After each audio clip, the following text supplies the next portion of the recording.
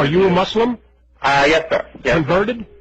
Excuse me? Converted? No, sir. No, sir. Oh, you were born a Muslim? Yes, sir. Okay. So the thing is, maybe you don't have a lot of Muslims tell you that. I got one right now. Tell me what's going on. Okay, so I can tell you that Islam certainly does not condone any of the crimes that have been portrayed. Horse crap. Hold on, Mr. Boyce. Don't tell me to hold on, and don't give me this Islam doesn't condone. We've got outrage right now. You're on hold. I'll make the statement, and then you come back and tell me where I'm wrong. We've got Muslims right now that are outraged over cartoons, okay? Over cartoons. Muslims fly commercial airliners into buildings in New York City. No Muslim outrage. Muslim officials block the exit where schoolgirls are trying to escape a burning building because their faces are exposed. No Muslim outrage. Muslims cut off the heads of 3 teenage girls on their way to school.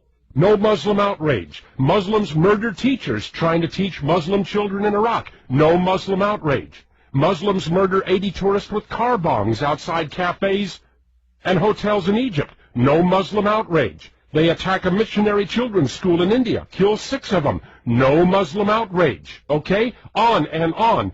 We go to Bali, wherever. Look around. And then Muslim newspapers publish anti-Semitic cartoons. No Muslim outrage.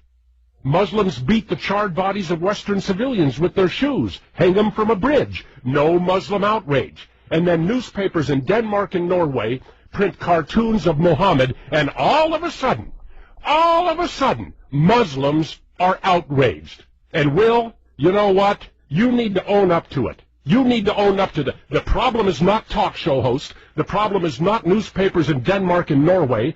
The problem is that Muslims like you get ticked off when somebody calls the Muslim world to account, but you don't get ticked off at what Muslims are doing around the world.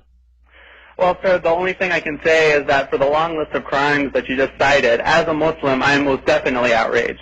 You have never, ever called this show to express outrage over any of them. Mr. Boyce, I've tried to call your show on several occasions. Just today I realized I can call about an hour early and get in. You weren't on an hour early.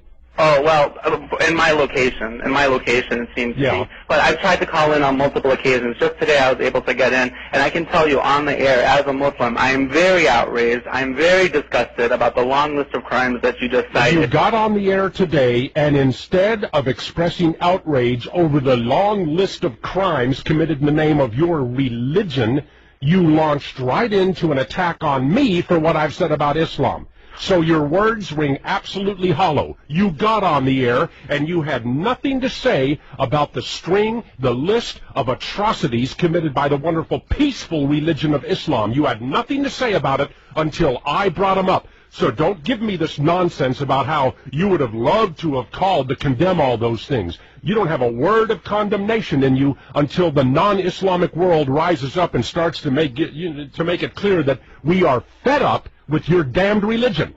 We've had it up to here.